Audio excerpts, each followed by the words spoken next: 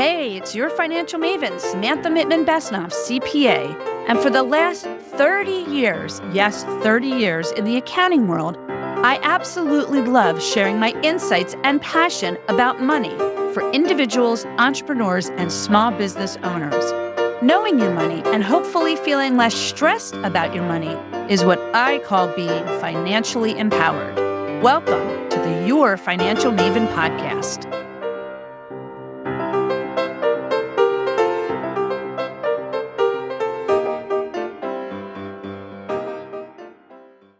All right. Thank you to my listeners for coming back. It's Your Financial Maven. I have with me another certified financial planner. I think it's great when we're able to have different viewpoints from different certified financial planners. Today with me, I have Therese Nicklas. You are a certified financial planner, certified money coach, and a certified success principles coach. You help to empower midlife executive and entrepreneurial women with smart strategies to build a new big, bold life with certainty, clarity, and confidence. You are passionate about inspiring women to reach their full potential, helping them to design a life that they love, filled with joy, purpose, and balance. You created the True Wealth Coaching for overworked women, I guess, in mind, who put themselves last to help them create true wealth. You know, what money can't buy, purpose, passion, and unlimited possibilities. So I know you said I could call you Terry, so welcome to Your Financial Maven. Well, thank you. It's so nice to be here, Samantha. Yes, very excited. So before we get started with the questions I have for you, kind of how you got started and what you're doing and what you do for women, what is money? Money is energy. Oh, money is an energy. And unfortunately, a lot of people give it way too much power. Okay. So money is an inanimate object. It has no personality. It just is a tool that we use to get from point A to point B. But there's also, because it's an energy, tends to be a lot of emotion attached to it. Certainly is.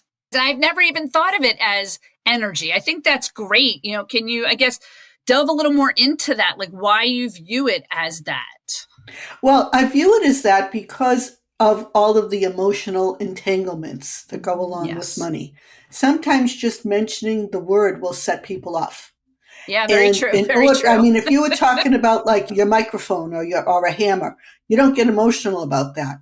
True. Right? Well, unless it breaks and then you're I was just going to say right? that. If your microphone broke, you might get a little emotional. That's true. Which is really funny because my microphone did break on me a week and a half ago. And I was like, oh my gosh, I've got to get new microphones. And they didn't come in time. So I had to reschedule several interviews because it didn't come in time. So yes, there is some emotion to it, but I do understand what you're coming from. Well, if your life isn't threatened, I mean, if your life income or whatever, it doesn't depend on it, you don't tend to get very emotional about it. But when it comes to money, you know, people associate it with power. They associate it with of course, their lifestyle is driven by it in many ways. Yes. But what I have seen in my lifetime, in all of my many years, is that when people can separate the emotion and separate the energy from money, they are a lot more successful. Yeah, I agree with you on that. Yeah. They're more balanced. They feel fulfilled. And they don't feel like they're always chasing their tail. Yeah, I think you're right. I think emotion plays a huge part in money, and not just how we feel in that sense, but there's also that part of it feeling like you're shamed from money or you're stressed from money, and having to take that step back is really important. You know, that's why I'm doing this podcast. That's why I always talk about it. And you can ask my family, my friends, of trying to understand your money, not because I'm trying to stress you out, but so you can take that step back and really analyze it and find that, oh, no matter your situation, you might be better off than you really think you are. Right, exactly. And I think it isn't the money that gives you the stress. It's your reaction to money. Yeah, so, very true. For example, if you're struggling financially, if you have a hard time to make ends meet, it's not the money, it's the way you're handling money. That's the stress. Yeah, very true. Some of that is because we're not always taught. Separate it out. Right. We're not separate it out. But I think some of it is we're not always taught the proper way or the better way, because depending on your situation, on how we're growing up. And I guess that leads me into wanting to know kind of your money story and how you got involved, not only as a certified financial planner, but really helping those women that, are always trying to find a balance and are working. And then there's this whole idea of money kind of involved with it there.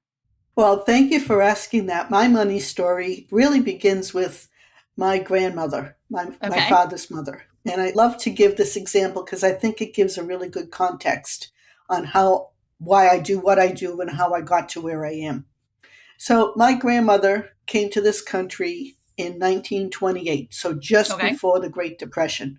She left Sicily, which was already depressed. It's, extreme poverty.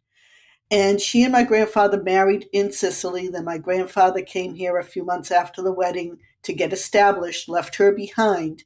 And she stayed with her mother, and she was pregnant at the time and stayed. She wanted to stay until her first child was born, which happened to be my father. So he was about a year old by the time my grandfather had saved enough money for both of them to come to America. And so she was somebody that had no formal education. Neither one of them did. They had trades. My grandmother was a seamstress. My grandfather was a barber. But she had told him prior to their marriage, when he asked her to marry, she said, "I will only marry you under two conditions." Now, think of the times and the way women were at the turn of the century, right? Yes. And she said, because marriages were arranged in Sicily. Yes. My grandfather was arranged to be married to somebody else. Oh, interesting. Yeah, and he had met my grandmother, and that's a whole long story, so I don't want to get into all of that. I mean, it's great. Yes. But she gave him two ultimatums. One was, you bring me to America, and the second is I handle the money. Nice.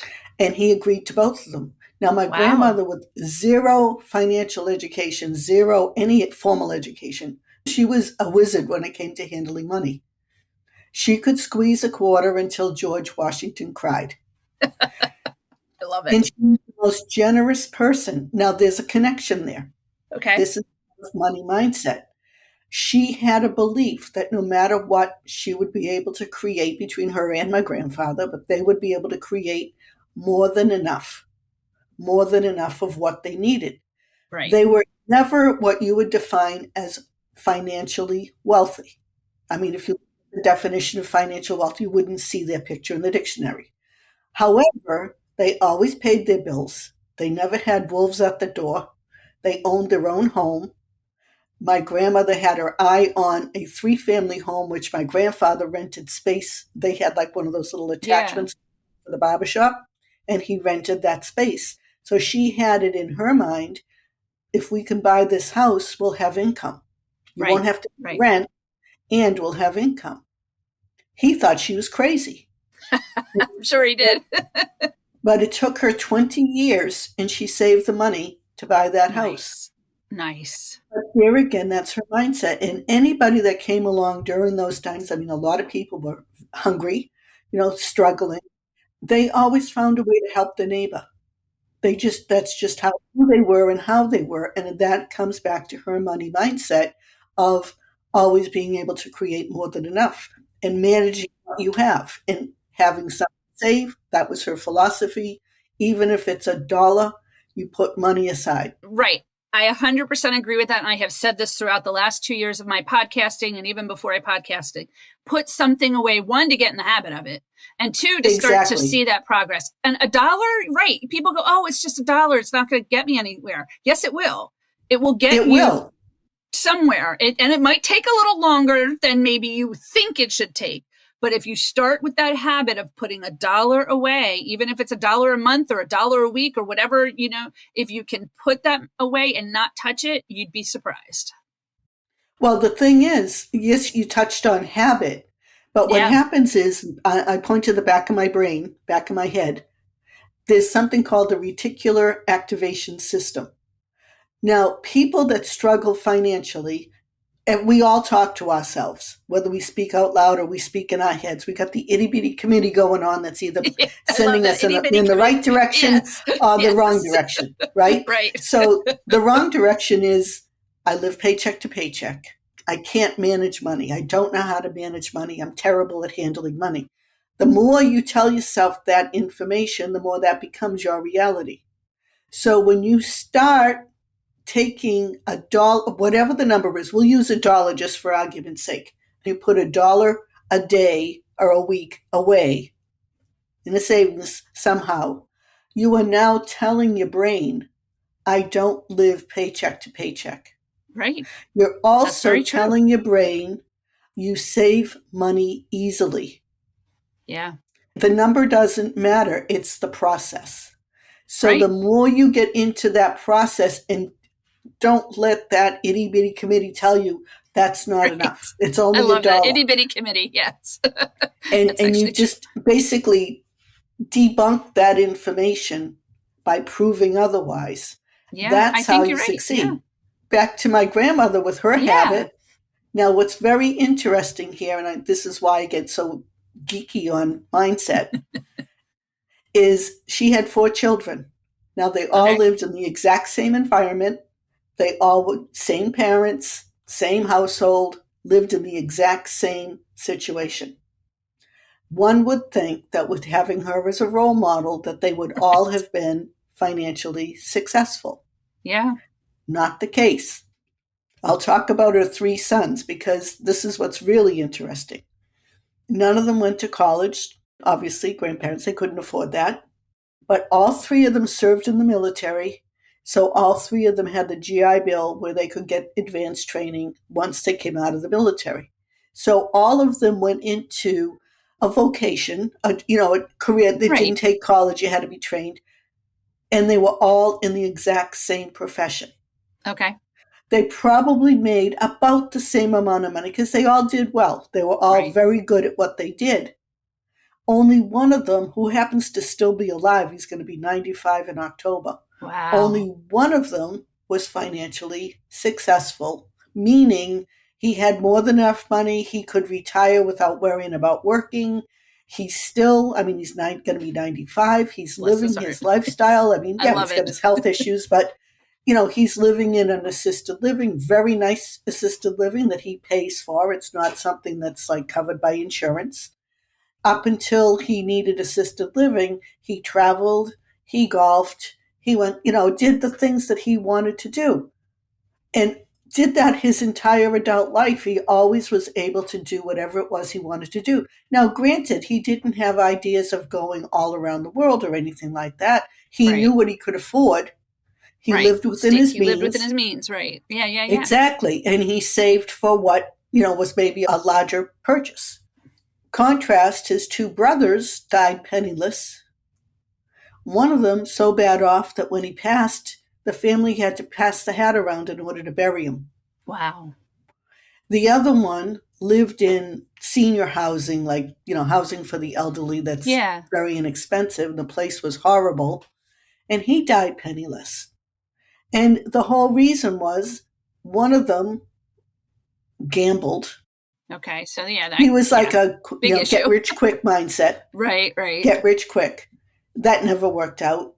And he was kind of a scam artist. Yeah, that never usually does with the get rich quick stuff. No, exactly. The other one spent money like it was going out of style. And I would describe him as like the glutton at the all-you-can-eat buffet. Right. No matter how much money he had, it was never enough. And he had years where he was making a very healthy income, and yet it didn't matter. Didn't make any difference what the number was because it was always spent and then some. So that, again, is the mindset. That, again, is the energy, the importance that you're giving money and the lifestyle that you think is so important to you, as opposed to the one who said, I want a future. Right. I don't want to worry about retirement. If anything happened to me that I couldn't work or I chose not to work, I don't want this to be a problem. And it isn't. And he took after his mother. Yeah, and it's interesting. Yeah, it's interesting you say that because I feel like my kids have grown up under the environment of, my husband and I have always talked to our kids about our money. We are not ashamed to explain to them what my husband makes, what I make, what we paid for the house, like that kind of stuff. And my youngest is not as saver with his money. It's just like night and day with both of them, the oldest and the youngest. He tries, but he likes to live it up a little, or just, he also hasn't been able, this was the first summer he's really had a good job. So he is saving his money now. He is looking forward, but it's still that mindset that they've both grown up under kind of what I've taught them and shown them. But I just think it's each person to their own, right? There is a personality there, and there's nothing wrong with that, right? We're not here to shame anybody. We're here to give grace and say, listen, it's okay. You have these mindsets. What can we do to help you with that mindset to maybe move it to a more positive direction? Right. And if the mindset, or if your results, let's call it that, if your results bother you, if you're disturbed by your results or feel challenged by them, that's a telling thing that you need to adjust your mindset. And for many of us, it's not easy to do on our own. And sometimes we just need to find the guidance, and that can make the difference. Yeah, I agree. And so, you have this mindset you learned from your grandmother, you've kind of seen from your family and everything. So what are the things that you've, done or talked to your clients, when they come to you and they're feeling frazzled or just, all stressed out? What are the things that you do, the steps that you take to help them that maybe can help other listeners, today on the show? Sure. So my basic, I like to start, if you think of building a house, I start at the foundation. Okay. Yeah, and that important. Foundation is knowing your numbers. And this is the area where I find most people that are in any kind of bad situation. I don't mean that you have to be drowning in debt, but if you're in a situation that you are not comfortable with, meaning that it keeps you up at night, or you feel bad about it, or, you might be able to pay your bills, no problem, but maybe saving is a struggle, or you feel like you should be further along. If you have any of those thoughts going through your head, usually it's because you don't understand your numbers. That's right. This is extremely common that I would say to someone, and these are, I work with people that are, very healthy income earners. They're, at the top of their game professionally. I'm not talking about somebody who's like fresh out of school and trying to figure it out. These are seasoned adults that have, earned a level of success, etc. And they just don't understand why they don't have more saved, or I feel like I live paycheck to paycheck, or whatever their situation may be. Right. So that's where I start. And I'll ask them, how much do you earn? And they'll usually come up with some like ballpark number. Many cases they don't really know, especially if they're a, C-suite executive, or maybe they get a bonus and they get different things. So they might not really fully understand their income. So I'll say to them, well, did you do your taxes last year? What was your income on line 2 of your of your 1040? Or I'll have them bring it in and I'll show them, this is what you earned. But that number is almost immaterial, because what matters is what you bring home. Right. So that's the next question. How often do you get paid? Oh, I get paid twice a month. Well, is it twice a month or is it biweekly? Right. I don't know. Big difference. I don't think people realize it's a big difference to be paid twice a month. Usually it's the 15th of the month and the end of the month. And then biweekly is every 2 weeks. So it could be 3 paychecks in a month. It could be 2 paychecks in a month. I mean, there definitely are differences. Right. Do you get 26 paychecks? Do you get 24? Do you get 52? What's the number? So not even knowing something that simple is very telling. And it's very common that people don't know that.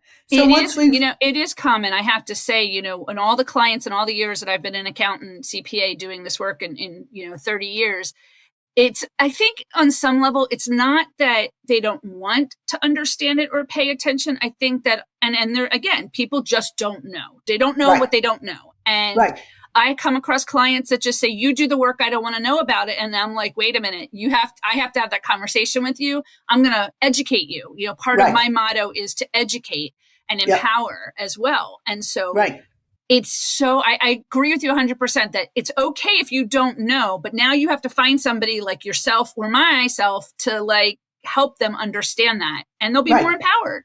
Right. It's important to know these things. So now once we figure that out, I have them bring in like their last 3 or 4 pay stubs. Okay. And by doing that, I can figure out, is it a 24 months, a 24 pay period or 26 pay period. And we look at the net. So I'll figure that out, like, these are all your paychecks for July. We add them up. This is your average net take home. Now, how much of that got spent and how much of that got saved? That's another mystery. What does your lifestyle cost you a month? Oh, I don't know, $5,000 a month. Well, where did you get that number? Well, my mortgage is $3,500. Okay, so you think it's only $1,500 for food, gasoline, utilities, dining out, etc.? Right. Oh, gee, I don't know. So now we have to figure that out. Once we know those numbers, now we subtract one from the other, and we either have a deficit or a surplus. Right. And which is important because I look at our stuff at the beginning of the month. Every month, I kind of go through what is physically in the bank account. What is our cash flow coming in? What is our cash flow going out? And when it's positive, I could say, ooh, I have enough. I can take this percentage of that bucket and put it away and save it. And then this percentage goes towards next month. And it just kind of is a circle in that regards. Right. But if you don't know that, you can't do that. Right. You are very wise in that. And that is, again, why I also say it is so important to know that. And I think the other thing, given that we have all these digital ways of paying, I think on some level it's a lot harder because everyone's just, okay, but you still have to pay attention. Exactly. And with credit cards, I think what people don't realize is you are just deferring that payment for a month. And you have to make sure you have the cash in hand or cash flow to pay the credit card. Paying your credit card is not the expense. What did you put on that credit card? Those are the expenses. Right.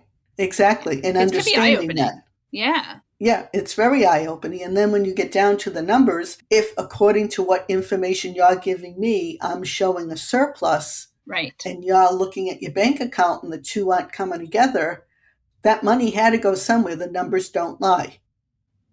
Now, if you have a deficit, that's a whole other problem. Yes. But let's assume you have, either close to break even or a surplus, but you're telling me that's not reality, then where did that money go? And you need to understand that if you want to make any changes.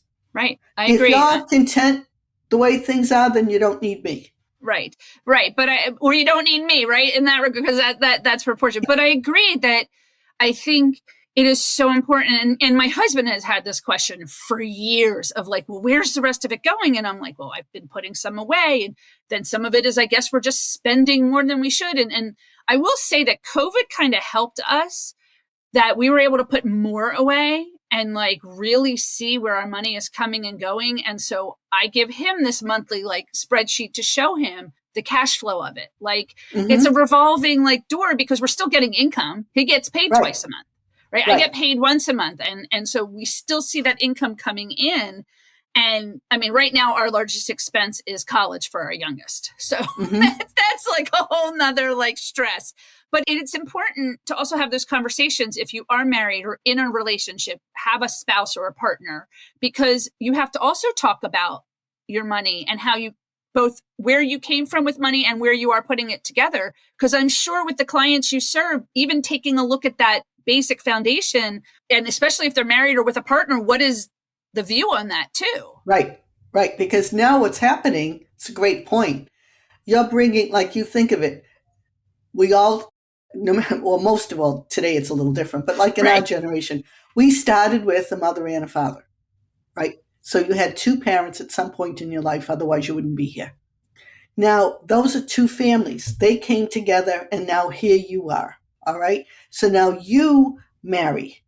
Right. You have a spouse. Now that same spouse had a mother and a father, so two families. So now there's four families, plus you two are making a new family. That's five families. So there's five family dynamics coming together. Yeah, that can either be the perfect storm or the perfect marriage or somewhere in between. Yeah. And I think that it is important. I've been learning over the last 2 years about dating your money and having those conversations, and whether it's with a partner or a significant other or a spouse or somebody that you're sharing financially with, right? Because you can, you don't have to be married to share financially if you're living together and you're doing stuff, but it's that how did you grow up and learn? And I know my husband and I learn differently to a degree, but we have over the years, we don't always agree still after being together for a long time, but there's a lot of things that we do agree with. And we handle it a certain way. And what I find so interesting is then there are those people like my parents or other people that don't agree with how we do it. So like everybody has their way of how they learn and understand money. Exactly. And there's no right or wrong. It's just that's what you learned. Right. Now, speaking to that, I mean, you don't even have to wait until you're living together or like at that level of a relationship to understand. Because if you're dating, now let's say I mean, I don't know what it's like today. I can only go back to the I olden don't days either. when I was dating. Right. It's been 34 years since I'm I had sorry, a date, I can't really help you. Yeah. Me too. But it's been a long time. been years, been Yes. some time. So when you think about how is that other person, like in the olden days, it was the guy usually paid for everything or just about everything. Yes. Is he, generous? Is he ridiculously generous? Like, is he just trying to show off or impress you? Is he always looking for double Dutch? I mean, so what is this person's behavior around money at this stage of your relationship, which is like, the sweetheart stage when you kind of trying to learn about each other and see where this relationship is going. If their behavior around money disturbs you now, it won't get better. Right. So it's either you have that moment where you come together, you have that conversation over it, and if nothing changes and it's a problem for you, then it's going to be a problem for the rest of your life if this is the person that you end up with. Right. It's not so much compromising your integrity or your belief on money, but it's coming together to both learn together what is it that we view as our money and how we want to build our wealth and our growth. And I'm sure a lot of the women that you deal with, and I've talked about this before, and I'm sure you talk about this, the idea that women couldn't own property or have their own bank account, not until 1973 did women get their own credit cards. 1974 it passed, but that momentum of it. And I don't think people realized, I mean, I'll be 52 in November. And for me, I was a baby when all of that was, women could go get things without a man. I mean, my grandmother lived with us for 43 years. My mother was an only child. Her father passed away 8 days after I was born. So I never got to meet my grandfather. But my grandmother was living with us in 1973, 1974. And she was like your grandmother, knew every penny, down to the penny. She was very diligent. But in all her years, she saw how probably when she started that bank account and started her credit cards, her husband, my grandfather, or even my father, because she moved in with us at that time, probably had to sign off on things. Right. So I think that's part of what women are dealing with is the knowledge, and it's okay to have those conversations with whomever you're connecting your finances with, or even if you're by yourself. It's important to have those conversations. I'm sure you see a lot of that with the women that you work with, getting them to understand. And what I've seen over the years is, a lot of women have delegated to their spouses to handle the money. And then when that person is no longer around, whether they die or they get a divorce, they're really lost. Yes, they don't know. They really don't know what to do. And that's a lot of the reason why I went in the direction that I'm in.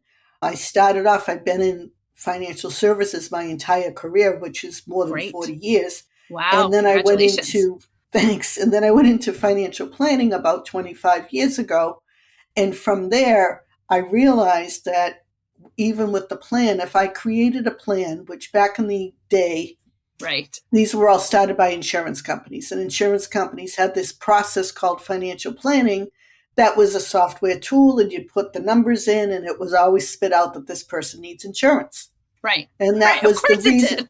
Yeah, that was the reason for the tool. I'm an independent life insurance agent as well, so I get it, right? I'm not, no offense to the insurance industry because I'm part of it as well, but that's what it was. Yeah, that's exactly what the tool was. Yeah. And I felt very strongly that this was a great tool and they weren't using it properly. There's nothing wrong. I mean, most people do need insurance. That's not, I'm not saying they did anything horrible. It's just they underutilized a great tool.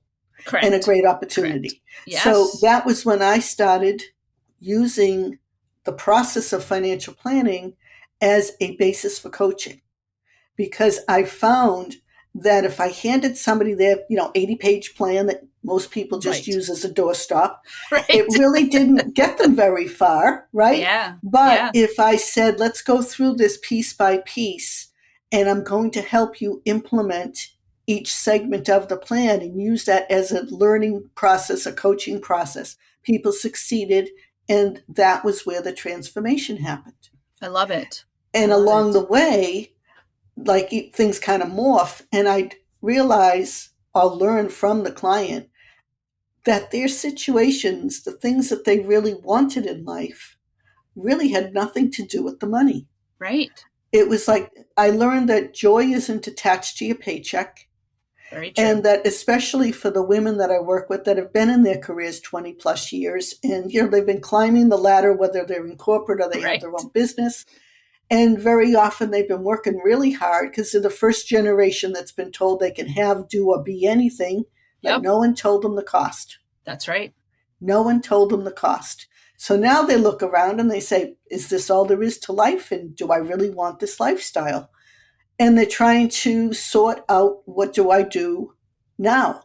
And that's where the wealth coaching developed, because I could take the success principles coaching, which is life and business coaching. I could take the financial planning, and I'm also a certified money coach, so that money education piece, and put them all together.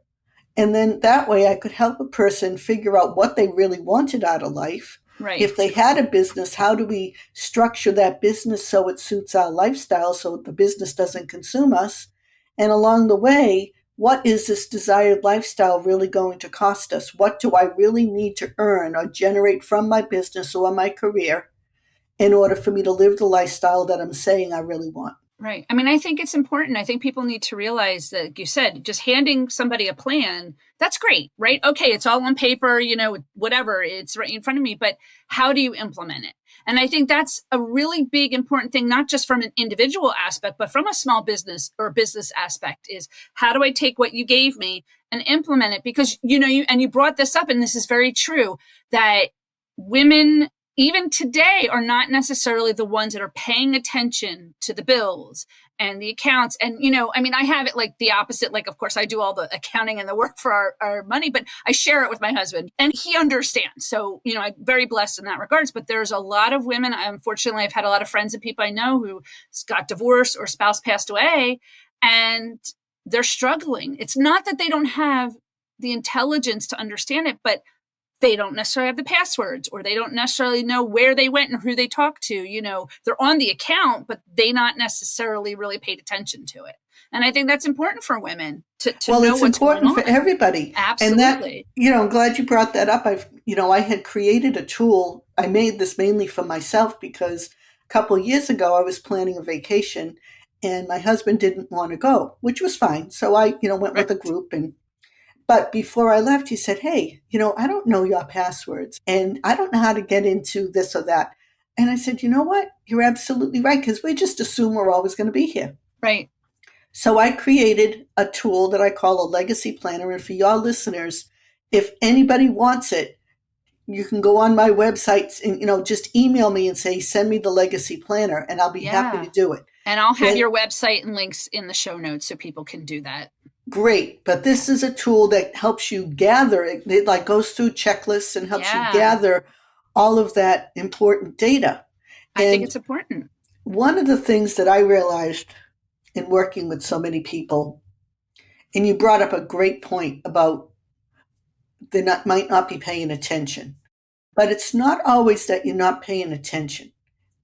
There is, when you are in a relationship, especially a long-term relationship, and let's say your spouse who was handling the money, that person passes away. Or maybe you got a divorce, but let's assume we'll go with the first. You're a new widow.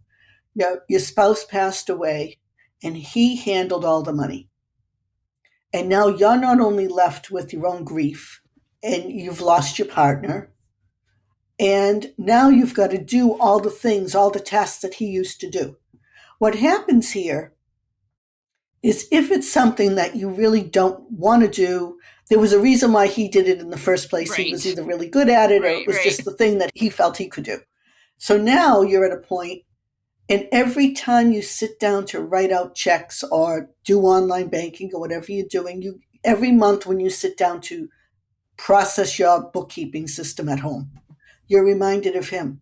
This is true. And it's and now you feel sad because that person isn't there. And there might be some anger involved because he's not there. And when you have those kind of high level, intense emotions, it makes it very difficult to do the task. Even though the task itself isn't that hard, it's all the other stuff that comes up for you when you do the task. Right, which is kind of what you were saying in the beginning about energy and emotions. Right, and that, exactly. It's one of those things that, and I've learned this being on my own, but being in the accounting field for 30 years of it, yes, you get to know your clients. You want to see your clients succeed. You don't want to say, oh my God, you owe 10,000 in taxes. Like, you don't want to do that, but you have to take that emotion out and say, these are the facts. Because you're right. The numbers don't lie. There is nothing you can do if you've spent money that you don't have. You've spent the money you don't have. It's like when I told my older son, he went into swimming. He had a 15-year swimming career from age, 6, 7, all the way through the end of college. And I tell people, I'm like, competitive swimming is amazing because your time is your time. Right. You hit that wall, your time is your time. And that is how you qualify for something. Right. There's nothing really else you can do. Right. Your time is your time. And I think that's the same thing. You're spending your money. And that's why, going back to your foundation, it is so important to pay attention to what is coming in and what is going out. Right. One other thing I'd like to add, when I talk about those emotions, is if you're somebody in that situation right now, give yourself grace. Absolutely. 100%. It will pass. Yep. It will get better. Yep. Give yourself the grace and allow yourself to grieve, because you have to do that. The only way out is through. Right. And you just have to go through it, unfortunately. And even when you go through it and you feel that you're in a good spot with your money and managing it, it's okay if you decide you're spending on something that maybe you shouldn't have. That in that moment, there was a reason why you did it, right or wrong. That's where grace comes in as well. That this isn't like a perfect system of once you're through that, you're never going to have that moment. We all have that, right? We all purchase something, we all do something, and then have to deal with the consequences later of it. But having that strength and that confidence and that encouragement of like that base of kind of where you started can bring you back and say, okay, I shouldn't have spent it on this. Now I got to figure out some things. But it's skill building as well. Right.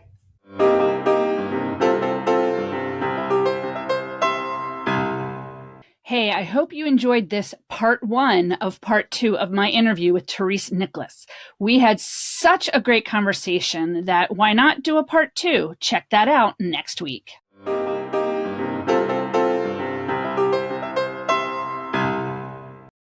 Follow, like, and subscribe to Your Financial Maven wherever you listen to your podcasts.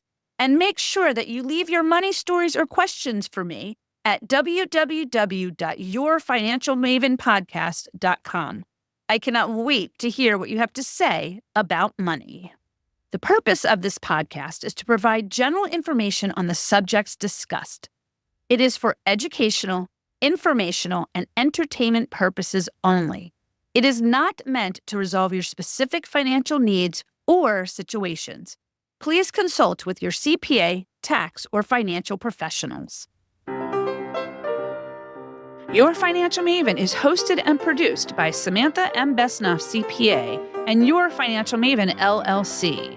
Editing is done by Chris Zarnock of KM Zen Creative. Music is written, composed, and performed by Daniel Shore.